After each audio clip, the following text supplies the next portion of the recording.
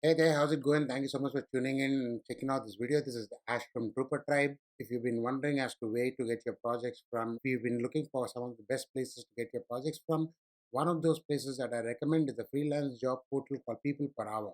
Now, People Per Hour, as you can see on the screen, is a global marketplace where you can go find your projects as a freelancer. You can see some expert freelancers have been featured here, and you can see that people from many parts of the world actually becoming top rated freelancers right here with various hourly prices and fixed prices that you might look at. There are over 3 million freelancers on People Per Hour. Now it's trusted globally by over 1 million businesses, small to large. So there are several businesses asking for several things. And if those things fall into your basket of skills that you want to provide, all you have to do is go in there and try and bid on the project. Now, inside People Per Hour, this is how it's going to look like. Your profile is going to be on the top right corner.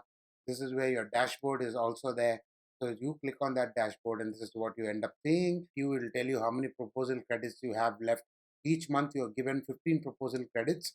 Now on top of these 15 proposal credits, if there are any project invitations like so, you might not have to pay any proposal credit to actually apply on these projects specifically. Time you start a conversation with a client, or if a client starts talking to you, talking back to you, or if there is an active contract, it becomes a work stream according to People Per Hour. There are also several project invitations that you keep getting that you can see whether or not these are the right fit for you. If there are any projects that you're working on at the moment, or if you have sent proposals, this is where you're going to be finding them in respective tabs. You can also take a look, snapshot view of how well your profile has been doing, how many people have been watching your profile. You have options to promote your offers, which we'll come to in a moment. You also have an update on exactly what's happening with your billing.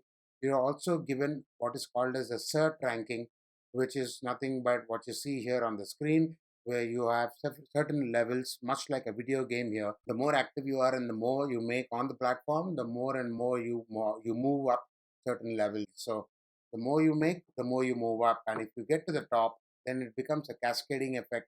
As you get to the top, you get more and more invitations for projects, or you might be a lot more attractive for the client who's looking at your profile or at your proposals. If you can also get clients from outside of People Per Hour onto the platform and make them work with you on the platform, you can work on a zero commission fee. As you can see here, you can invite your other clients onto the People Per Hour network and have them work with you here. Why you have to do that is a big question. You have to do that because there's a freelancer protection. The money is protected. So no client can actually run off without having to pay you. So there is a contractual protection automatically. You don't have to sit there and create new contracts for every client you work with.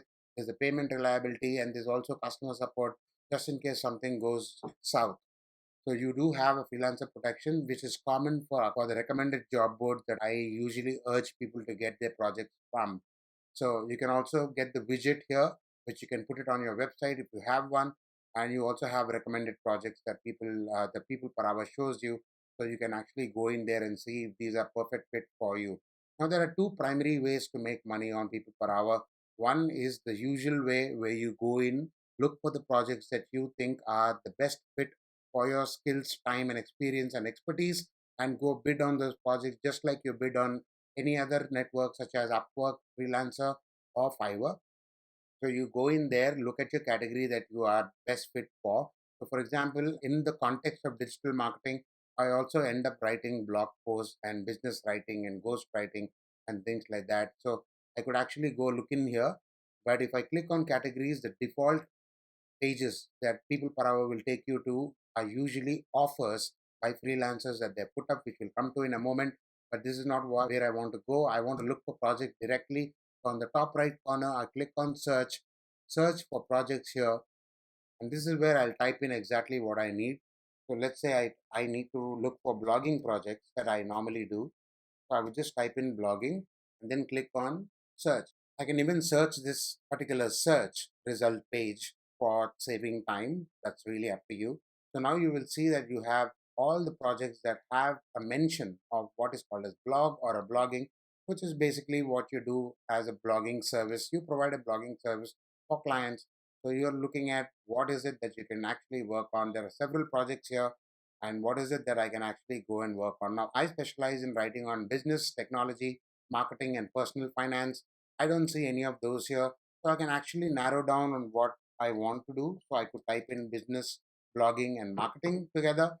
So maybe I can drill down and try and find projects that are a perfect fit for me. Let's say I want to see whether this is a perfect fit for me or not. Somebody is asking for managing digital marketing, which is a complete basket of what I do for a living. I can do that. I can actually go send in a proposal. If this particular button is blue, right now it's not, so I'm not going to waste my time there. I'm going to just go back and then look for this particular project here. It says looking for marketing copywriter. There's even a particular hourly charge or a budget that the client has put on. There's a client name here that you can see how many projects has that particular client awarded before, how many freelancers has this particular client worked with, the percentage of projects awarded, and the last project awarded. Now, these are important for you to help you screen clients that you know whether or not what are your chances of getting that particular project from the client. So now you can see that this particular client is rather new to the platform. They haven't really completed any projects yet. They haven't worked with any freelancers yet. This project awarded percentage is zero. So do I have to take a chance on whether or not I should actually go ahead and apply? Because remember that applying for projects will cost you money, or in the sense indirectly it will cost you credits, which is in a way you're wasting your credits, which could have been an opportunity cost for you to land a better client. So let's say you're new and you don't want to take the chances. I don't want to deal with a client who's rather new to the platform.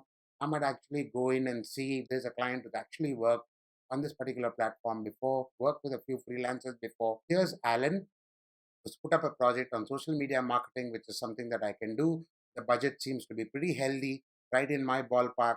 And he's mentioned we have an annual music event in Texas, blah, blah, blah. And he wants, and the event takes place April 24th, 2022. As you can see, this is a time specific short term project. Now, do you want to bid on this project or not is really up to you. For me, I don't like to work on short term projects. I like to work on slower projects that take a lot longer. And also, social media marketing is not something that I'm focusing on at the moment. So I may not want to do that. Here's a particular project. I would like to actually go ahead and bid on this. But then you notice what I'm doing here. I don't see much of a brief here. It's just one line. I don't really get to know what business Mr. Muhammad is in. I don't know what kind of a project he's talking about. I don't know anything about the blog that he's talking about technology. He wants a content writer to write a blog about software solution related to the logistics industry. He should have given a lot more context about what exactly he wants. It's better if he would have put in a link to the blog asking me to go take a look at it so that he gives me a better idea to whether or not I can write. Now, it's up to me whether I can choose to let go of this particular project and not bid on it at all, or go ahead and bid a complete project proposal, but ask a lot more questions than I pitch what I do for a living. So I'd actually have to write in, "Hi, Mohammed," and then ask him questions. Can you share your blog with me? Can you let me know more about what your blog is about? What aspects of technology and aspects of logistics are you talking about?